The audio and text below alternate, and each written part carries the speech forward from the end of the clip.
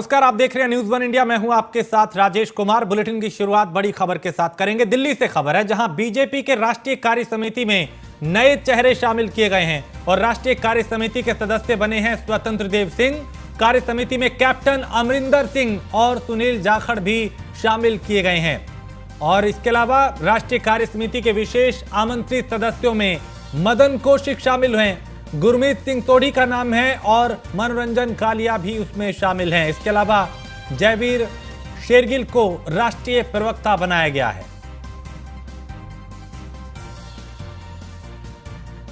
तो कार्य समिति में कैप्टन अमरिंदर और सुनील जाखड़ को भी जिम्मेदारी दी गई है। राष्ट्रीय कार्य समिति के ये चेहरे शामिल किए गए हैं। मदन कौशिक को भी जिम्मेदारी, गुरमीत सिंह सोढ़ी का नाम इसमें शामिल और जयवीर शेरगिल राष्ट्रीय प्रवक्ता बनाए गए हैं। बीजेपी राष्ट्रीय कार्य समिति में स्वतंत्र देव सिंह, कैप्टन अमरिंदर सिंह को शामिल किया गया है।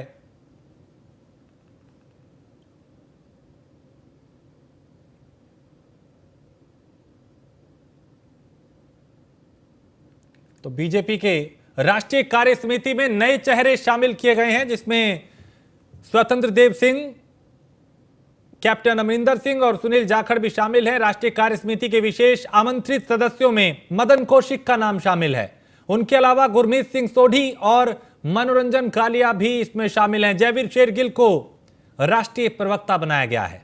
तो कुछ बदलाव, कुछ तब्दीलियां, कुछ नए लोगों को इसमें शामिल किया गया है। कैप्टन अमरिंदर सिंह, स्वतंत्र देव सिंह, मदन कौशिक, गुरमीत सिंह सोढ़ी, मनोरंजन कालिया और राष्ट्रीय प्रवक्ता जयवीर शेरगिल को बनाया गया है।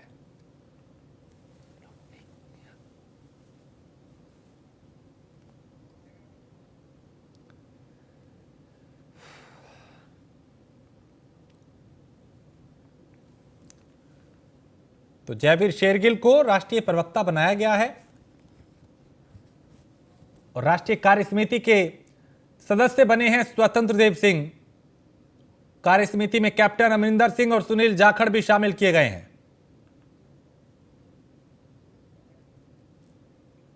पीयूष तिवारी इस खबर पे ज्यादा जानकारी के साथ। पीयूष, बीजेपी राष्ट्रीय कार्य समिति में कुछ बदलाव किए गए हैं, कुछ नए लोगों को शामिल किया गया, उसमें अमरिंदर सिंह का नाम।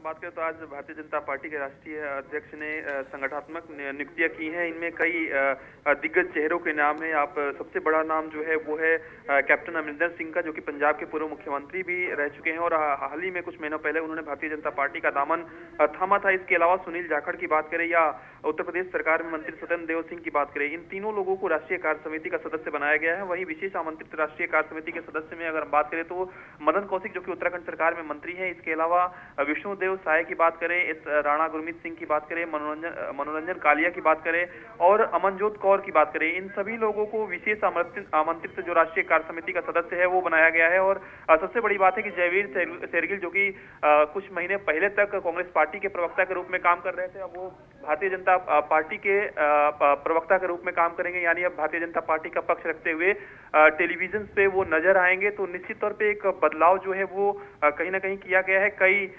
नए चेहरों को इसमें राष्ट्रीय कार्य समिति और आमंत्रित राष्ट्रीय कार्य समिति का सदस्य उन्हें बनाया गया है। बहुत शुक्रिया पीयूष जानकारी के लिए। तो यहाँ पे गुरमीत सिंह सोढ़ी और मनोरंजन कालिया भी इसमें शामिल हैं, उनके नाम को भी शामिल हैं इस लिस्ट में। और कार्य समिति में नए चेहरे शामिल किए गए हैं, जिसमें स्वतंत्र देव सिंह का नाम है, कैप्टन अमरिंदर सिंह है, मनोरंजन कालिया है, जयवीर शेरगिल को राष्ट्रीय प्रवक्ता बनाया गया है।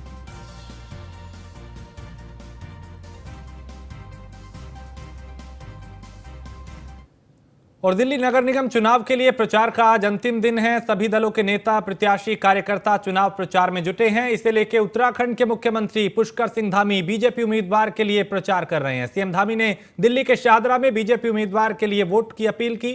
साथ ही प्रत्याशी के पक्ष में धामी ने रोड शो किया और जनता से वोट की अपील की।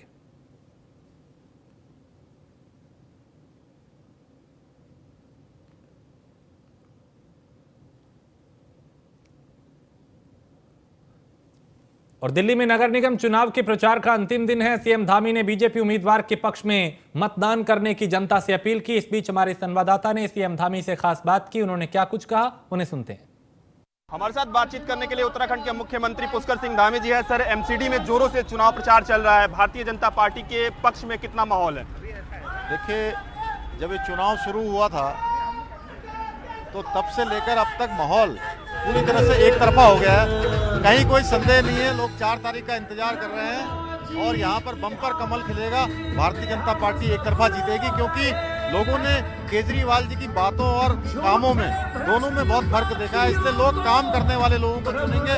आज देश के अंदर जिस प्रकार से देश आगे बढ़ रहा है मोदी जी के नेतृत्व में, वह दिल्ली के लोग भी देख रहे हैं, सारे लोग देख रहे हैं। इसलिए यहाँ भाजपा जीतेगी और एक तरफा जीतेगी। उत्तराखंड के लोगों का कितना उत्साह देखने को मिल रहा है? देख रहे हैं कि फूल लोग ऊपर से बरसा रहे हैं, लगातार हर छतों से फूल आप पे बरसाए जा रहे हैं।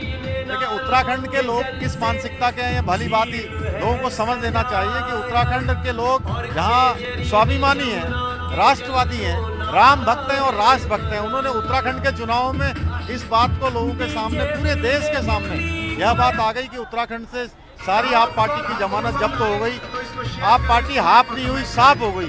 अरविंद केजरीवाल 230 तक का नारा दे दिए हैं। वो कह रहे हैं कि 230 सीटें हम जीत जाएंगे एमसीडी में। वहीं वो बड़ी बड़ी बातें कर रहे हैं, लेकिन 7 तारीख को इसका परिणाम आएगा तो एक तरफा भारतीय जनता पार्टी जीतेगी। सर, जिस तरीके से जेल से वीडियो सत्येंद्र जैन की आ रही है, अरविंद केजरीवाल ने कहा है कि 10 वीडियो वर्सेस 10 काम ये एमसीडी चुनाव में होने जा रहा है। उन वीडियो से केजरीवाल जी लगातार डर रहे हैं कि जो हवाला का जो पैसा है वो किसका पैसा है। यह बहुत बड़ा प्रश्न चिन्ह खड़ा हो गया है। इसलिए केजरीवाल जी बहुत चिंतित है, इसलिए ऐसी बातें कर रहे हैं। सर, जिस सीट से आप प्रचार कर रहे हैं, भारत गौतम जी के लिए आप प्रचार कर रहे हैं, देखने को मिल रहा है कि दूर तक लोग दिखाई दे रहे हैं, चाहे जनता हो या बीजेपी के कार्यकर्ता हो। उत्साह कितना है सर? पूरा उत्साह है। भारत गौतम युवा है, कर्मठ है, शिक्षित है, संस्कारित है और लोगों की सेवा करेंगे। इसलिए लोग जो है उनका मत देंगे और एक तरफा जीत भारत गौतम की होगी। धन्यवाद सर। तो ये थे हमारे साथ उत्तराखंड के मुख्यमंत्री पुष्कर सिंह धामी, जिनका साफ तौर पे कहना है कि लोग उत्साहित है और निश्चित तौर पे भारतीय जनता पार्टी एक बार फिर एमसीडी में अपना परचम लहराएगी। वीडियो जर्नलिस्ट नरेंद्र के साथ पीयूष तिवारी, नई दिल्ली। और मुंबई की श्रद्धा वालकर हत्याकांड के आरोपी आफ्ताब पूनावाला का नार्को टेस्ट हो गया है और नार्को टेस्ट के लिए एफएसएल की टीम दिल्ली की तिहाड़ जेल पहुंची थी और अधिकारियों ने नार्को टेस्ट करने की सूचना गुरुवार शाम को दी थी। अधिकारियों ने बताया कि सुरक्षा कारणों की वजह से 4 सदस्यीय टीम और मामले की जांच कर रहे अधिकारी तिहाड़ जेल पहुंच के आफ्ताब का पोस्ट नार्को टेस्ट किया। और वहीं पुलिस सूत्रों ने शुक्रवार को कहा कि श्रद्धा वालकर की हत्या के आरोपी आफ्ताब ने अपने पॉलीग्राफी और नार्को टेस्ट और पुलिस पूछताछ के दौरान अपने बयान में कोई बदलाव नहीं किया है।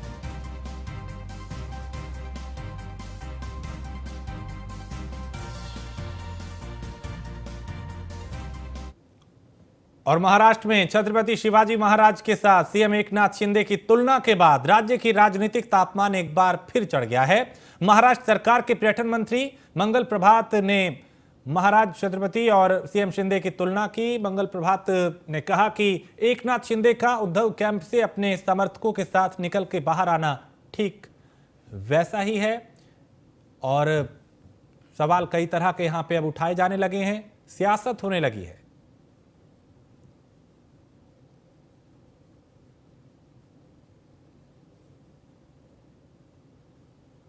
छत्रपति शिवाजी महाराज को अभिवादन करने के लिए उनको अधिकार नहीं है। महाराष्ट्र के राज्यपाल महोदय ने छत्रपति शिवाजी महाराज का जो अपमान किया है उस बारे में बात तक नहीं की। हम पूरी मांग कर रहे हैं महाराष्ट्र की, राज्यपाल को वापस भेजो। ये मांग मुख्यमंत्री ने करनी चाहिए थी छत्रपति शिवाजी महाराज के अपमान के बाद। भाजपा के राष्ट्रीय प्रवक्ता सुधांशु त्रिवेदी ने अपमान किया शिवाजी महाराज का, तब भी मुख्यमंत्री चुप बैठे हैं। कोर्ट में मुख्यमंत्री गए हैं। तो महाराष्ट्र में एक बार फिर सियासी पारा चरम पे है, जहां पूर्व मुख्यमंत्री उद्धव ठाकरे ने महाराष्ट्र में महिला मुख्यमंत्री बनाने की इच्छा जाहिर की है। उनके बयान के बाद यह चर्चा शुरू हो गई है कि वो किस महिला को राज्य के मुख्यमंत्री की कुर्सी पर देखना चाहते हैं। शिवसेना उद्धव बाला साहब ठाकरे के अध्यक्ष उद्धव ठाकरे ने एक कार्यक्रम में बोलते हुए कहा कि हमें महाराष्ट्र की रक्षा करने के लिए साथ आने की जरूरत है। अब हमें राज्य में सत्ता पे आने पे महिला को मुख्यमंत्री की कुर्सी पर बैठाना चाहिए।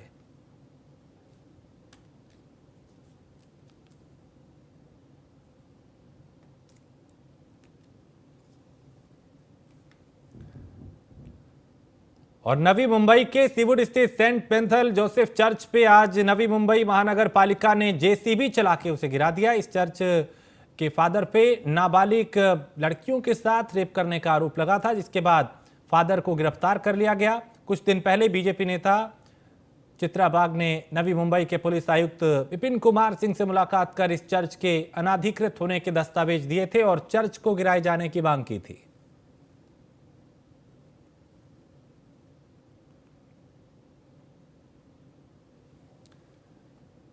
और सोनीपत से बीजेपी सांसद रमेश कौशिक ने नेता प्रतिपक्ष भूपेंद्र सिंह हुड्डा को आड़े हाथों लिया और कहा कि आजकल हुड्डा पंचायती चुनाव में सबसे ज्यादा उम्मीदवार कांग्रेस के जीतने का दम भर रहे हैं, लेकिन उन्हें हकीकत तब पता चलेगी जब बीजेपी का चेयरमैन बनेगा। साथ ही कौशिक ने कहा कि अगर कांग्रेस का इतना ही जनाधार होता तो वो सिंबल पे चुनाव लड़ती।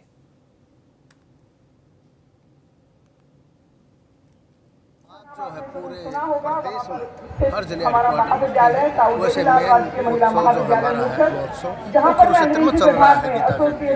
आज से हम 2, 3, 4 लगातार है। अब ये हमने सोनीपत में शुरुआत की है और यहाँ पर हमें बहुत सारी जो हमारी स्कीमें हैं केंद्र की और प्रदेश की वो भी लगाया गया है और जो हमारी स्वतंत्रता सेनानी में हरियाणा योगदान वो दिखाया गया है जो प्रदर्शनी में। इसके साथ साथ आज़ादी लड़ाई में जो हमारे शहीद हुए हैं हरियाणा के वो उन सबका भी यहाँ पर दिखाया गया है।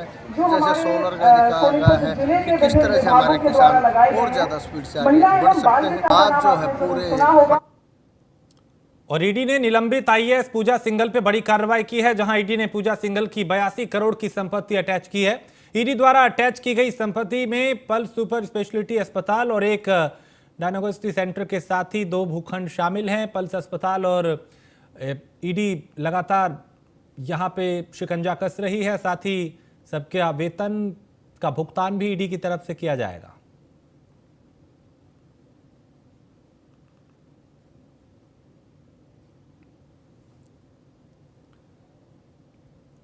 और खूंटी में पीएलएफआई कमांडर माइकल गुड़िया और मुकेश समेत 5 नक्सलियों को गिरफ्तार किया गया है, जहां ये नक्सली एक व्यक्ति की हत्या करने की योजना बना रहे थे, लेकिन उससे पहले ही पुलिस के ये हत्थे चढ़ गए। माइकल गुड़िया आनंदपुर थाना क्षेत्र के सोदा ऊपर टोली और मुकेश बसिया थाना क्षेत्र के लबाकेरा डुमकी टोली का रहने वाला है। गुप्त सूचना के आधार पर इन नक्सलियों को गिरफ्तार किया गया।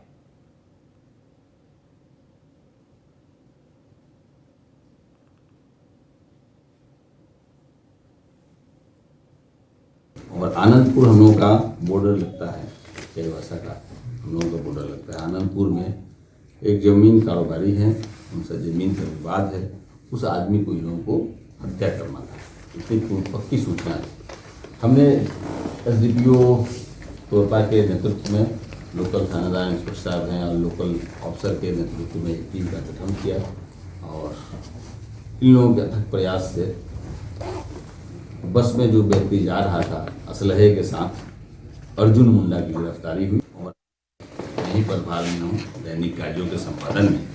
इसी बीच में मेरे को एक सूचना प्राप्त हुई थी कि रांची से चलकर बस से लोग जा रहे हैं अपराधकर्मी और तोरपा एरिया में, वहाँ से कुछ लोगों को कलेक्ट करेंगे और आनंदपुर हम लोगों का बॉर्डर लगता है, चाईबासा का हम लोगों का बॉर्डर लगता है। आनंदपुर में एक जमीन कारोबारी है, उनसे जमीन का विवाद है, उस आदमी को इन लोगों को हत्या करना था, इतनी पक्की सूचना है।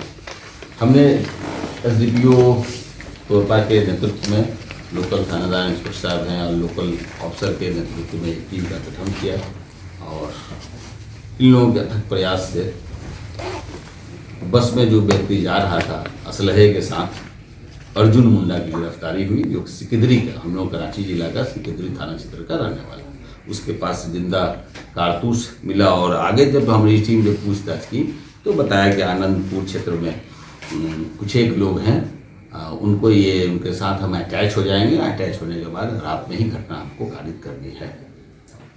ये टीम रातों रात वहाँ गई और यहीं पर भाग। गोल्डी बराड़ की गिरफ्तारी के बाद सिद्धू मूसेवाला के पिता बलखोर सिंह ने बड़ा बयान दिया। गैंगस्टर गोल्डी बराड़ को हिरासत में ले जाने की खबर का उन्होंने स्वागत किया। साथ ही पंजाब के मुख्यमंत्री भगवंत मान ने अहमदाबाद में पुष्टि की है कि बराड़ को कैलिफोर्निया में पुलिस ने हिरासत में लिया है और उसे जल्द ही भारत लाया जाएगा। ਰਾਜੀ ਹਲੇ ਜਿਵੇਂ ਇਹਦੇ ਬਾਰੇ ਸਟੇਟਮੈਂਟ ਦੇ ਤਾਂ ਸਮੇਂ ਤੋਂ ਪਹਿਲਾਂ ਦੀ ਗੱਲ ਹੈ, ਇਨਵੈਸਟੀਗੇਸ਼ਨ ਦਾ ਵਿਸ਼ਾ ਹੈ ਨਾ। ਜਿੱਥੇ ਜਿੱਥੇ ਆਪਾਂ ਨੂੰ ਸ਼ੱਕ ਹੈ ਆਪਾਂ ਉਹਨਾਂ ਦੇ ਨਾਮ ਦਿੱਤੇ ਨੇ ਪ੍ਰਸ਼ਾਸਨ ਨੂੰ, ਔਰ ਉਹਨਾਂ ਨੂੰ ਬੁਲਾ ਕੇ ਪੁੱਛਗਿੱਛ ਕਰਨਗੇ ਤਾਂ ਮੈਂ ਉਮੀਦ ਕਰ ਸਕਦਾ ਕੋਈ ਨਾ ਕੋਈ ਗੱਲ ਬਾਹਰ ਨਿਕਲੇਗੀ। ਇਸ ਸਵੇਰ ਦੀ ਖਬਰ ਚੱਲ ਰਹੀ, ਤੁਹਾਨੂੰ ਲੱਗਦਾ ਸਰਕਾਰ ਨੂੰ ਵੀ ਚਾਹੀਦਾ ਕਿ ਇਹਦੇ ਕੋਈ ਨਾ ਕੋਈ ਰਿਪਲਾਈ ਦਿੱਤਾ ਜਾਵੇ, ਕਿਉਂਕਿ ਸਵੇਰ ਤੋਂ ਜਿਹੜੀ ਅਧਿਕਾਰਕ ਤੌਰ ਤੇ ਇਹ ਰਾਜੀ ਹਲੇ। और भारतीय किसान यूनियन भटेड़ी कला की तरफ से आज कैप्टन अमरिंदर सिंह के मोती महल का घेराव किया गया। 2017 में कैप्टन अमरिंदर सिंह की सरकार के वक्त में कैप्टन अमरिंदर सिंह ने किसानों के साथ हाथ में गुटखाई लेकर कसम खाई थी कि मैं किसानों का सभी बैंक कर्जा माफ कर दूंगा, लेकिन सरकार बदल गई और कैप्टन अमरिंदर सिंह अब भारतीय जनता पार्टी में शामिल हो गए। लेकिन किसानों के साथ किया गया वादा वो पूरा नहीं किया गया और किसानों को अभी सोसाइटी और बैंकों की तरफ से डिफॉल्टर ऐलान कर दिया गया है और कई किसानों के ऊपर धोखाधड़ी के मामले दर्ज किए जा रहे हैं और कई किसानों की गिरफ्तारी भी की जा रही है, जिसके लिए किसानों ने घेराव किया।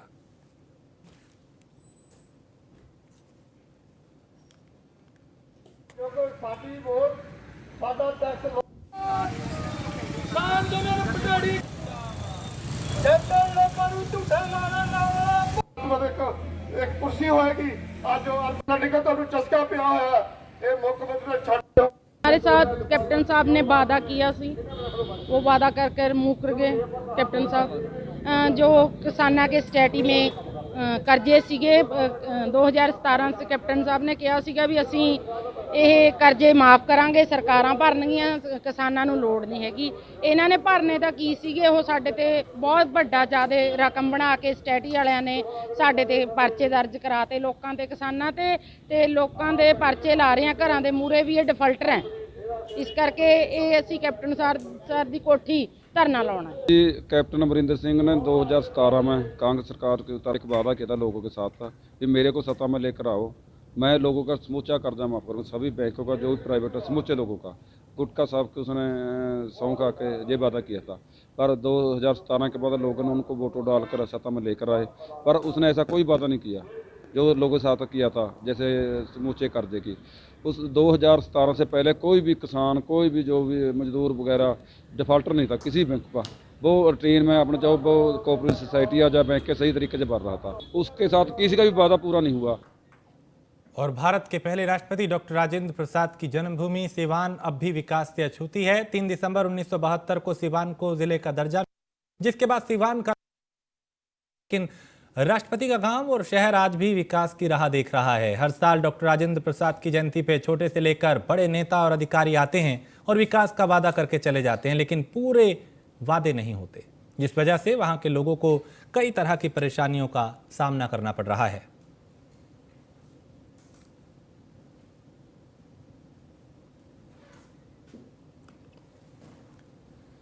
बिहार के रोहतास जिले में सैकड़ों की यानी जो सड़कें हैं उनकी मरम्मत न होने से नाराज ग्रामीणों ने सड़क पे प्रदर्शन किया। ये मामला करगहर प्रखंड क्षेत्र के सासाराम चौसा रोड का है, जहां डिबिया से सोनवर्षा तक सड़क 1 साल के अंदर ही टूट गई, फिर उसकी मरम्मत नहीं कराई गई, जिससे ग्रामीण नाराज हो गए हैं। इन्हें कई तरह की परेशानियों का सामना करना पड़ता है।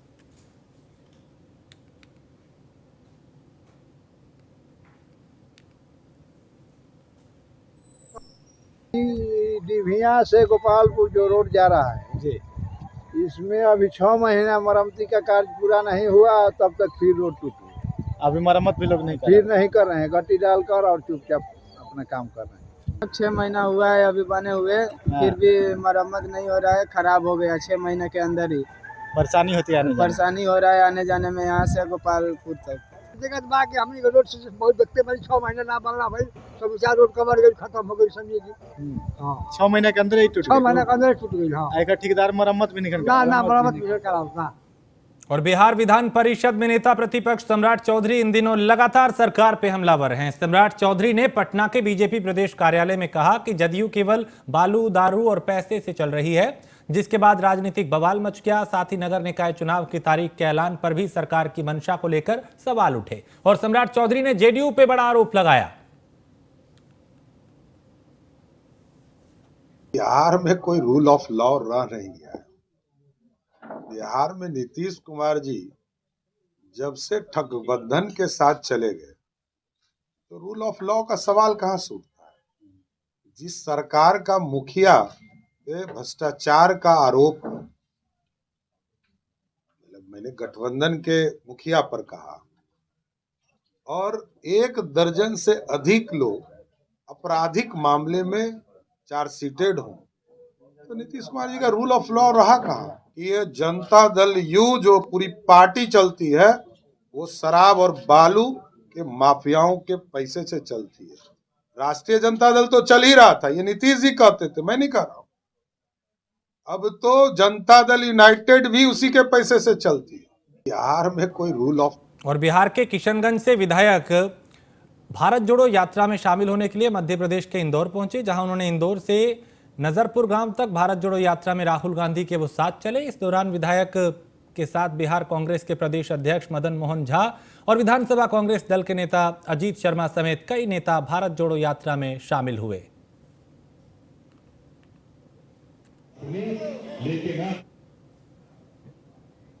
बिहार के किशनगंज में खाद की किल्लत से किसानों में हाहाकार मच गया है, जहां जिला मुख्यालय के प्रधानमंत्री किसान स्वीकृति केंद्र में घंटों खड़े रहने के बाद भी खाद नहीं मिल रही है। बताया जा रहा है कि खाद लेने के लिए किसान सुबह से ही लाइन में लग जाते हैं, जिस कारण भीड़ अधिक होने से कई बार यहां पे झड़प भी होती है, मारपीट भी होती है। और इस दौरान मारपीट हुई, 3 किसानों को हल्की चोट आई। साथ ही स्थानीय किसान ने केंद्र प्रबंधक पे आरोप लगाया कि खाद की सरकारी कीमत से अधिक कीमत ली जाती है।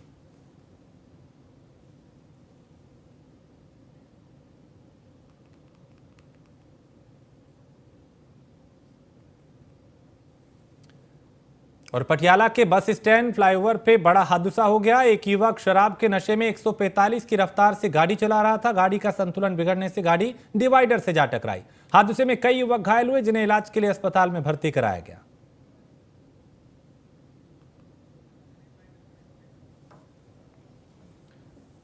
और इसी के साथ इस बुलेटिन में फिलहाल इतना ही। देश प्रदेश की बाकी खबरों के लिए आप देखते रहिए न्यूज़ वन इंडिया।